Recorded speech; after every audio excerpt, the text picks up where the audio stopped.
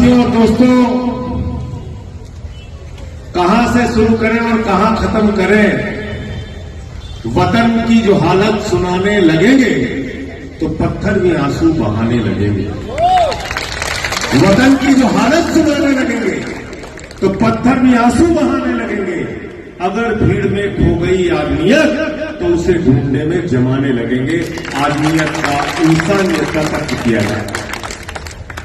दिल्ली के एक ऐसे लोकप्रिय मुख्यमंत्री जिन्होंने 9 साल तक लगातार आपकी सेवा की, आपके बच्चों की सेवा की, आपके बुजुर्गों की सेवा की, जिन्होंने माताओं बहनों के लिए बस की फ्री यात्रा का इंतजाम किया, जिन्होंने माताओं बहनों के लिए 1000 रुपए प्रति माह देने की स्कीम लाने का काम किया, ऐसे केजरीवाल को पकड़कर जिसने जेल में डाला है, मैं आपसे आह्वान करने के लिए आया हूं, उनको जेल का जवाब वोट से देना है। जेल का जवाब जेल का जवाब जेल का जवाब। जिस शिक्षा मंत्री ने न सिर्फ दिल्ली बल्कि पूरे हिंदुस्तान और दुनिया में दिल्ली के शिक्षा मॉडल को लोकप्रिय किया, भाई मनीष सिसोदिया को जिसने पकड़ के जेल में डाला है, उन जेल में डालने वाले लोगों को, मोदी जी को और भारतीय जनता पार्टी को जेल का जवाब, जेल का जवाब, जेल का जवाब। जिस स्वास्थ्य मंत्री ने मोहल्ला क्लिनिक बनाकर दवाएं मुफ्त करने की योजना लाके, बिजली मुफ्त करने की योजना लाके दिल्ली की जनता को राहत पहुंचाने का काम किया, उस सत्येंद्र जैन को पकड़कर जिस बीजेपी और मोदी ने जेल में डाला है, उसको जेल का जवाब, जेल का जवाब, जेल का जवाब वोट से देना। मुझे तो 6 महीने रखा भाजपा ने, 6 महीने रखा। इनकी पूरी कोशिश थी आम आदमी पार्टी को खत्म करो, आम आदमी पार्टी के विधायकों को तोड़ो, पार्षदों को तोड़ो, इस पार्टी का सफाया करो। लेकिन इस पार्टी का जन्म रामलीला के मैदान में आंदोलन के कोख से हुआ है। मोदी जी, आपके किसी जुर्म और जाति से हम खत्म नहीं होंगे और मजबूत होकर आप करेंगे। आप आम आदमी पार्टी को खत्म करना चाहते हैं, अरविंद केजरीवाल की राजनीति खत्म करना चाहते हैं। चुनाव के ठीक पहले देश के कितने बड़े नेता, दिल्ली के 3 बार के निर्वाचित मुख्यमंत्री, जिनको आपने एक बार 28 सीट दिया, एक बार 67 सीट दिया, एक बार 62 सीट दिया, पूरे देश में सबसे ज्यादा अंतर से जो आदमी जीत के आता है उसको तुमने जेल में डाल दिया। इसका मतलब लोकतंत्र में भारतीय जनता पार्टी और मोदी का यकीन नहीं, संविधान में भारतीय जनता पार्टी और मोदी का यकीन नहीं, देश की व्यवस्था में मोदी का और भारतीय जनता पार्टी का यकीन नहीं। जिसने केजरीवाल को जेल में डाला है, उनको इस बार चुनाव में अपने वोट की ताकत से जवाब दे देना, ये आपसे कहने के लिए आया। मैं तो हैरान हूं, माननीय सर्वोच्च न्यायालय ने अरविंद केजरीवाल जी को जमानत दी। जब सर्वोच्च न्यायालय ने जमानत दे दी तो भारतीय जनता पार्टी के लोग सर्वोच्च न्यायालय के खिलाफ अपशब्दों का प्रयोग कर रहे हैं। उठाकर देख लो ट्विटर पर, सोशल मीडिया पर, सारे के सारे बीजेपी के नेता आज सुप्रीम कोर्ट के न्यायाधीश के बारे में उटपटांग टिप्पणी कर रहे हैं। ये देश की न्यायपालिका पर आपको भरोसा है? ये देश की न्याय व्यवस्था पे आपको भरोसा है? आज बीजेपी के लोगों के हिसाब से अगर आदेश नहीं मिला, केजरीवाल को अंतरिम जमानत मिल गई, तो आप सर्वोच्च न्यायालय के खिलाफ टिप्पणी करेंगे? मैं कहना चाहता हूं, माननीय सर्वोच्च न्यायालय ने इस बात का संज्ञान ले और जिस बीजेपी प्रवक्ता ने उनके निर्णय के खिलाफ ऊटपटांग बातें सोशल मीडिया पे की है, उनको पकड़ के जेल में डालना चाहिए, उनके खिलाफ भी कार्रवाई होनी चाहिए। आम आदमी पार्टी, आम आदमी पार्टी, आम आदमी पार्टी। हमें देश की न्यायपालिका पे भरोसा है। न्याय मिलने में विलंब होता है, हम अदालत की लड़ाई लड़ते हैं, हम उसके खिलाफ टिप्पणी नहीं करते। लेकिन केजरीवाल को राहत मिली तो आज सुप्रीम कोर्ट के खिलाफ भाजपा वाले बोल गए।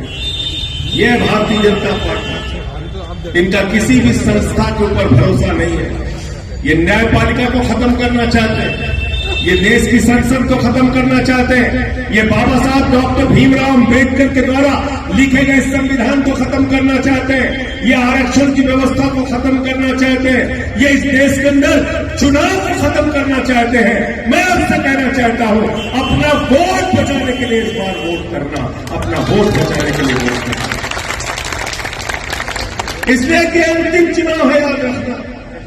गलती से अगर भाजपा वाले जीत गए तो यहां किम जोंग का मॉडल लागू होगा हिंदुस्तान में। गलती से अगर भाजपा वाले जीत गए तो यहां पुतिन का मॉडल हिंदुस्तान के अंदर लागू होगा। दोबारा यहां पे चुनाव नहीं है। अरे यही वोट की ताकत तो बाबा साहब ने आपको दी है, यही वोट की ताकत तो देश के संविधान ने दी है।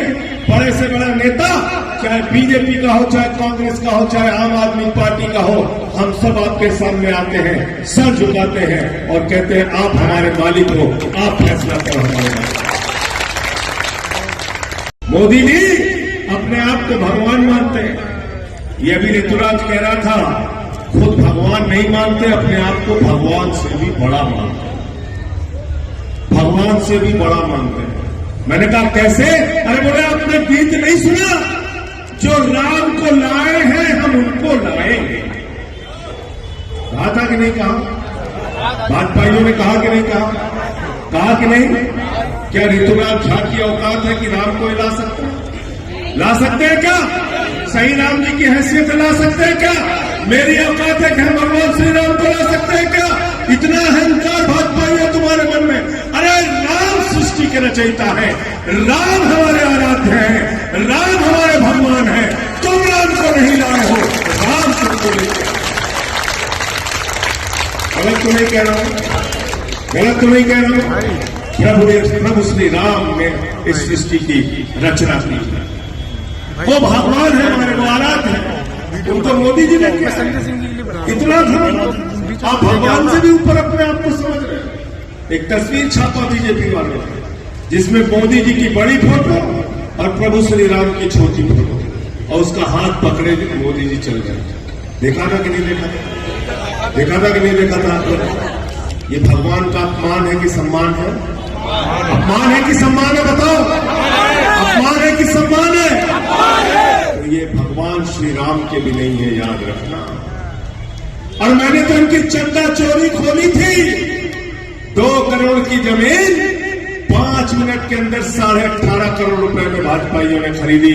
16.5 करोड़ रुपए का मंदिर का चंदा चोरी किया। ये चंदा चोर लोग हैं, ये भगवान श्री राम को नहीं मानते, याद रखना। याद रखना, हिंदू धर्म क्या कहता है?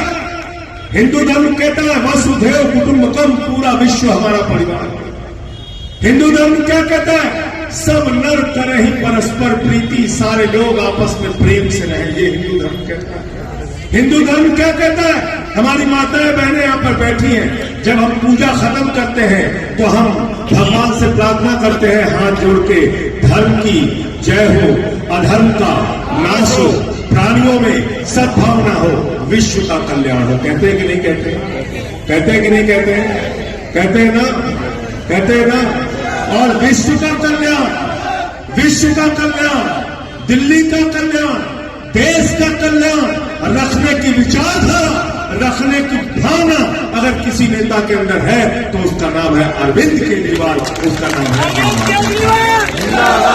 कल से केजरीवाल जी आए हैं तो पूरी भाजपा बौखला गई। बौखला गई कि नहीं बौखला? बौखला गई है ना। क्या पूछ लिया केजरीवाल जी ने? बोले भाई प्रधानमंत्री कौन है? हाँ बिल्कुल ठीक, इनके लिए ताली बजाओ। धर्मवीर भाई ने बिल्कुल सुना ठीक। आप बताओ, प्रधानमंत्री नरेंद्र मोदी ने खुद से नियम बनाया 2014 में। बोले 75 साल के बाद भारतीय जनता पार्टी का कोई नेता टिकट नहीं पाएगा। 75 साल के बाद कोई विधायक नहीं बनेगा, सांसद नहीं बनेगा, मंत्री नहीं बनेगा, मुख्यमंत्री नहीं बनेगा, प्रधानमंत्री नहीं बनेगा। ये नरेंद्र मोदी ने फैसला लिया। बोले सबसे पहला किसका नंबर लगेगा? बोले अडवाणी जी को निपटाओ, उनकी 75 साल से ऊपर उम्र हो गई। अडवाणी जी को निपटा दिया। बोले दूसरा नंबर किसका? बोले अरे वो बीजेपी के संस्थापक है मुरली मनोहर जोशी, उनकी भी 75 पूरी हो गई, उनको भी निपटाओ। बोले दूसरा नंबर किसका? अरे बोले सुमित्रा महाजन जी देश की लोकसभा अध्यक्ष रह चुकी है, संसद के अंदर लोकसभा की अध्यक्ष थी, 75 साल उनकी उम्र पूरी हो गई है, उनकी भी राजनीति खत्म करो। बोले चौथा नंबर किसका? बोले शांता कुमार जी 75 साल के हो गए, उनको निपटाओ। बोले पांचवा नंबर किसका? बोले संतोष गंगवार 7 बार के सांसद हैं, उनको निपटाओ। बोले आठवां नंबर किसका? अरे बोले सत्यदेव पचौरी, उनको 75 साल से ज्यादा उम्र हो गई, उनको निपटाओ। आठवां नंबर किसका? बोले रीता बहुगुणा जोशी, उनकी भी 75 साल की उम्र हो गई है, उनकी भी राजनीति को खत्म करो। बोले नौवां नंबर किसका? बोले रमापति राम त्रिपाठी जो देवरिया के सांसद हैं, उनका 75 साल से उनकी उम्र ज्यादा हो गई है, उनको भी निपटाओ। बोले 10वां नंबर किसका? अरे बोले 75 साल के मेरठ के सांसद राजेंद्र अग्रवाल है, उनको भी निपटाओ। बोले 11वां नंबर किसका? बोले यशवंत सिन्हा जी, उनकी भी 75 साल की उम्र हो गई, उनको भी निपटाओ। भाई संजय सिंह, भाई संजय सिंह, भारतीय जनता पार्टी के 11 वरिष्ठ नेताओं जो मुख्यमंत्री रहे, बीजेपी के राष्ट्रीय अध्यक्ष रहे, देश के गृह मंत्री रहे, उप प्रधानमंत्री रहे, बड़े बड़े पदों पर रहे, वित्त मंत्री रहे, उनको नरेंद्र मोदी जी ने निपटा दिया। बोले 75 साल हो गया, घर पे बैठो, मार्गदर्शक मंडल में जाओ। अब केजरीवाल जी ने पूछ लिया, भैया इसी साल तुम्हारा 75 साल पूरा होने जा रहा है, 75 साल के बाद कौन होगा देश का प्रधानमंत्री? बताओ, गलत पूछा क्या? गलत पूछा क्या? हाथ उठा के बताओ, गलत पूछा क्या? केजरीवाल जी ने गलत पूछा क्या? बोले जो नियम मोदी जी आपने अपने लिए बनाया है, 75 साल की उम्र में आप भी रिटायर हो जाएंगे, आपका रिटायरमेंट होगा या नहीं होगा, आपके बाद प्रधानमंत्री कौन बनेगा, आप तो सबको निपटाने पे लगे हैं। अगला नंबर किसका? किसका? किसका? सबको निपटा, अगला नंबर किसको निपटाने का है? योगी का। किसका नंबर अगला? किसका नंबर है? किसका नंबर? जब सबको निपटा दिया तो अगला नंबर योगी का। बताओ आप, शिवराज सिंह चौहान का निपटाया कि नहीं निपटाया? निपटाया ना? रमन सिंह को निपटाया कि नहीं निपटाया? निपटाया ना? वसुंधरा राजे को निपटाया कि नहीं निपटाया? निपटा दिया ना? उनकी राजनीति खत्म कर दी। अब अगला नंबर किसका है? खट्टर जी को भी निपटा दिया बगल में, हरियाणा वाले। तो जितने भी भारतीय जनता पार्टी के नेता हैं, एक एक करके मोदी जी ने सबको निपटा दिया, सबको निपटा दिया। तो केजरीवाल साहब ने पूछा कि भाई 75 साल के बाद, अब 2 महीने के बाद तो अब योगी जी को हटा देंगे, उसके बाद नंबर आएगा अमित शाह को।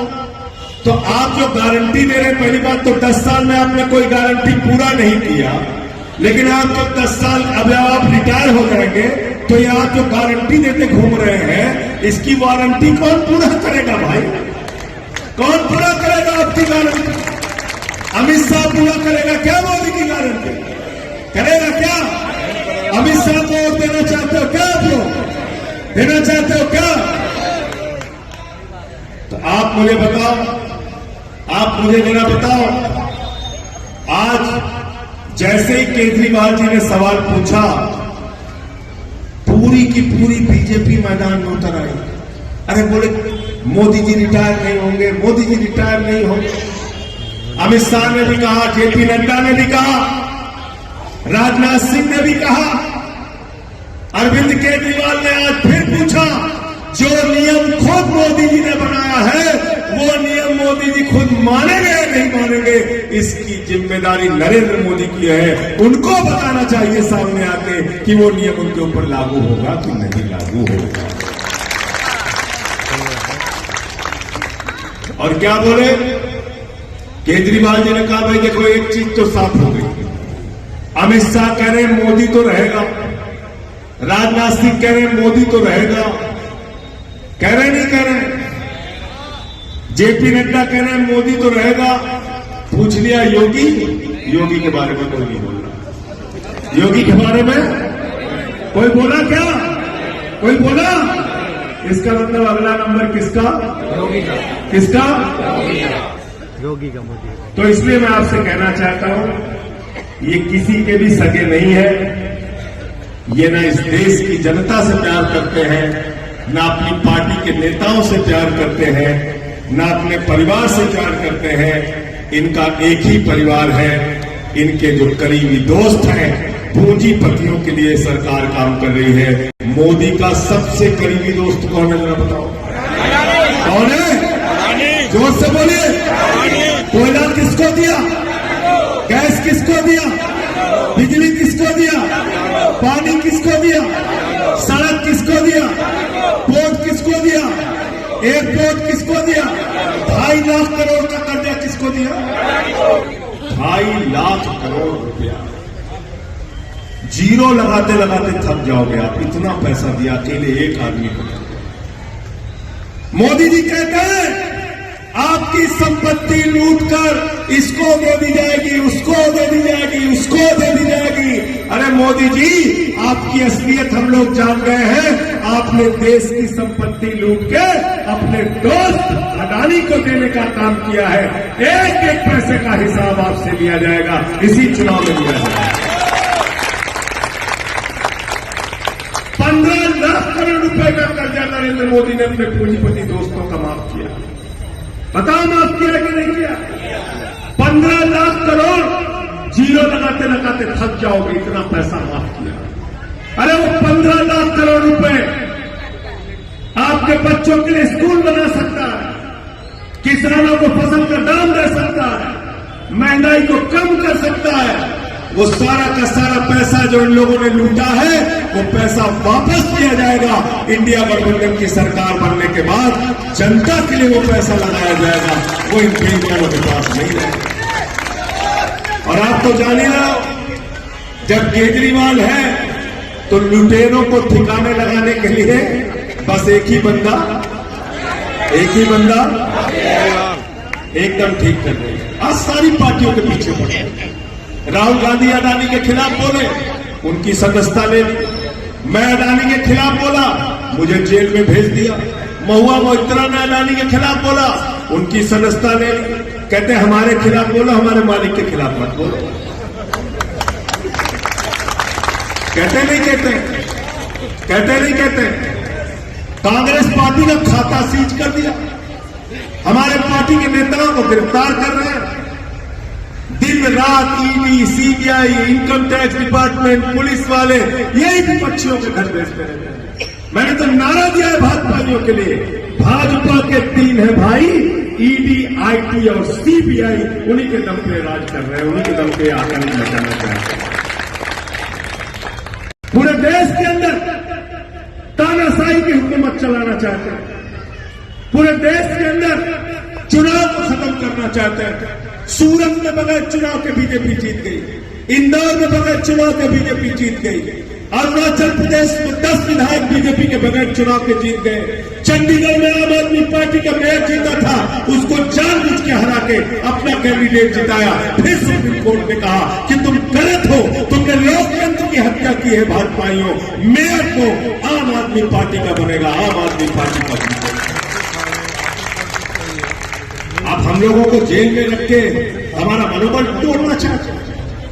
अरविंद केजरीवाल को आपने जेल में रख दिया, जिस आदमी ने दिल्ली के बच्चों के लिए शिक्षा का इंतजाम किया, बिजली पानी का इंतजाम किया, बुजुर्गों की तीर्थ यात्रा का इंतजाम किया, दवाओं का इंतजाम किया केजरीवाल जी ने आपके लिए।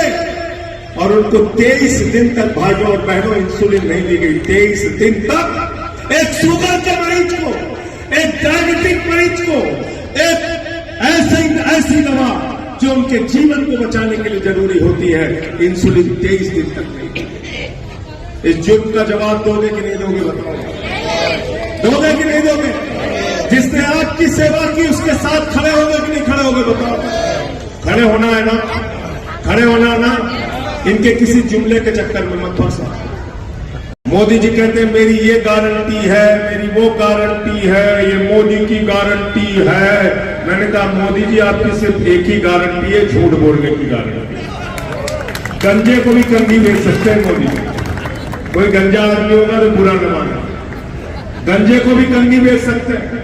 क्या बोला था 2014 में, भाइयों और बहनों हमको जिता दो, 2 करोड़ नौकरी हर साल देंगे, महंगाई कम कर देंगे, डीजल 40 रुपए का बिकेगा, पेट्रोल 50 रुपए का बिकेगा, इतना काला धन लाएंगे, बोरी में लाद लाद के लाएंगे, हवाई जहाज से लाएंगे, ट्रैक्टर से लाएंगे, बैलगाड़ी से लाएंगे, साइकिल से लाएंगे, मोटरसाइकिल से लाएंगे, हर आदमी के खाते में कितना जमा कर देंगे? सबको याद है, कोई भूला नहीं, भूला नहीं। ये लोकेश को मिल गया लग रहा है, पीछे बैठा हुआ मिल गया पैसा, 15 लाख मिल गया।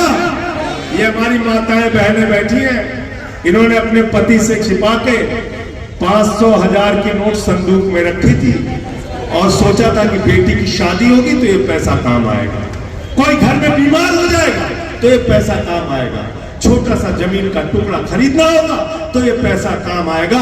नरेंद्र मोदी जी ने कहा माताओं और बहनों यही 1500 की नोट काला धन है, लाइन में लग के उसको जमा खाली करा लिया कि नहीं कराया? बताओ, खाली करा लिया ना। अब क्या कह रहे हैं? कह रहे हैं आपका मंगलसूत्र चोरी करके ले जाएंगे कांग्रेस वाले। कह रहे नहीं कह रहे? कह रहे ना। पूनम जी है यहाँ पे। कितने का था भाई सोना बताइए 2014 में? कितने का था? 24,000 रुपए तोला। कितने का था? 24,000 रुपए तोला। 1 तोले का दाम कितना था? आज की तारीख में कितना है? 75,000। 75,000। 3 गुना ज्यादा सोने का दाम बढ़ा दिया भाजपा वालों ने। तो बताओ तुम्हारे मंगलसूत्र की चोरी किसने की? किसने की? किसने की? किसने की? किसने की? तो ये मंगलसूत्र चुराने वाले लोग अगर आए ना आपके पास तो इनको बेलन लेके दौड़ा लेना। बेलन दौड़ाओगे नहीं? दौड़ाओगे? इनको बेलन लेके दौड़ा लेना। बताओ बताओ। ये कह रहे हैं झाड़ू लेके दौड़ा लेना। झाड़ू तो बहुत काम की चीज है। क्या चुनाव निशान है सही राम का? पहलवान आदमी है, इनको जिता दो, ये अच्छे को पटक देंगे, अच्छे को ठीक कर देंगे। क्या चुनाव निशान है इनका? झाड़ू बहुत काम की चीज है। घर की सफाई करनी हो तो क्या चाहिए? मोहल्ले की सफाई करनी हो तो, शहर की सफाई करनी हो तो, देश की सफाई करनी हो तो, और किसी के दिमाग में भूत सवार हो जाए तो क्या चाहिए? क्या चाहिए? क्या चाहिए? देखे उन्होंने हमारे यहाँ यूपी बिहार में जब किसी को भूत सवार हो जाता है 4 लोग उसकी टांग पकड़ के लेके जाते हैं। कहाँ? ओझा के पास। ओझा उसको मार झाड़ू मार झाड़ू मार झाड़ू, उसका भूत उतार देता। तो भाजपाइयों के दिमाग पे सत्ता का भूत सवार हो गया है, इसीलिए इन बेईमानों ने केजरीवाल को जेल में डाला। इनका झाड़ू मार मार के इनका दिमाग ठीक करना। 400 पार 400 पार 400 पार। अरे मैंने कहा बेईमानों कितना झूठ बोलोगे इस देश की जनता से? कितना झूठ बोलोगे? पिछले 10 साल के अंदर नरेंद्र मोदी जी जिस राज्य में जाते हैं झूठा नारा देते हैं। गए बंगाल में कहने लगे 200 पार 200 पार 200 पार, आई 73 सीट। गए झारखंड में कहने लगे 65 पार 65 पार 65 पार, आई 23 सीट।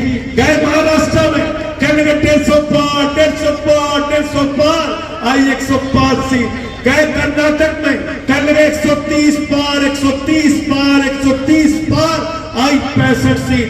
गए हरियाणा में कहने लगे 75 पार 75 पार 75 पार, आई 40 सीट। आए दिल्ली में कहने लगे 45 पार 45 पार 45 पार, आई 8 सीट। गए मिजोरम में कहने लगे 21 पार 21 पार 21 पार, आई 1 सीट। अब कह रहे 400 पार 400 पार 400 पार। जनता करे तड़ी पार तड़ी पार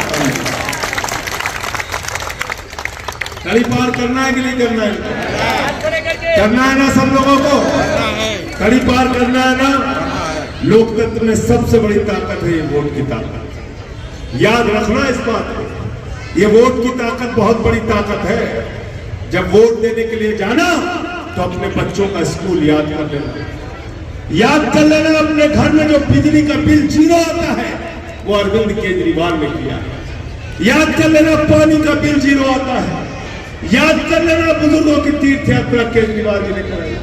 याद कर लेना एमसीडी में आने के बाद लगातार कूड़े के पहाड़ों को खत्म करने का काम दिल्ली में हो रहा है। याद कर लेना दिल्ली के सरकारी स्कूलों में आपके बच्चों के लिए एयर कंडीशन कमरे केजरीवाल ने बनवाए, मोहल्ला क्लिनिक बनवाया, दवाएं मुफ्त में देते हैं, माताओं बहनों के लिए बस की यात्रा फ्री करते हैं। ये सब काम जब आपको याद रहेगा, अरविंद केजरीवाल को पकड़ के जेल में डाला गया, इस बात को याद रखना। और जब ये सब कुछ आपको याद रहेगा, अरविंद केजरीवाल याद रहेंगे, आम आदमी पार्टी याद रहेगी, तो उसका चुनाव निशान झाड़ू याद रहेगा। क्या याद रहेगा? क्या याद रहेगा? क्या याद रहेगा? क्या याद रहेगा? और याद रखना, भाजपा वालों की विदाई इस बार हो रही है। 300 से ज्यादा सीटें इंडिया गठबंधन के आएंगे, 300 से ज्यादा, 300 से ज्यादा। और सही राम जी को यहां से सांसद बना के भेज देना। मैं राज्यसभा में हूं, इनको लोकसभा में भेज देना। दोनों भाई मिलके, चाहे झुग्गी वालों का मसला होगा, चाहे किसानों का मसला होगा, चाहे बुजुर्गों का मसला होगा, चाहे व्यापारियों का मसला होगा, चाहे माताओं बहनों का मसला होगा, आपकी लड़ाई लड़ने का काम करेंगे। अभी ऋतुराज भाई कह रहे थे कि आप बीजेपी के 7 सांसद, जब 7 सांसद थे तो 6 सांसद घर क्यों बिठा दिया भाई? क्यों बिठा दिया? इसका मतलब बीजेपी ने खुद मान लिया कि उनके सारे सांसद नाकारा थे। मैं भी संसद में था पिछले 6 साल, और अभी दोबारा केजरीवाल जी ने मुझे दोबारा मौका दे दिया 6 साल। 6 साल के अंदर एक भी दिन ऐसा नहीं गया जब जनता की आवाज देश की संसद में नहीं उठाई। सड़क पर भी लड़ाई लड़ी, संसद में भी आपकी आवाज उठाई। भले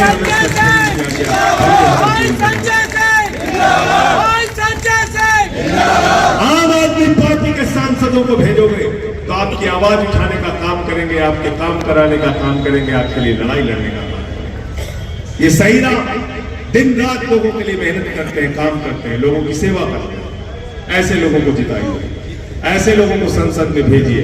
अंत में इन्हीं लाइनों के साथ कि कैसे कैसे मंजर अभी आने लगे हैं, कैसे कैसे मंजर अभी आने लगे हैं, और गाते गाते लोग चिल्लाने लगे हैं, और बदल डालो अब इस तालाब के पानी को, कमल के फूल तो मुरझाने लगे हैं, कमल के फूल तो मुरझाने लगे हैं।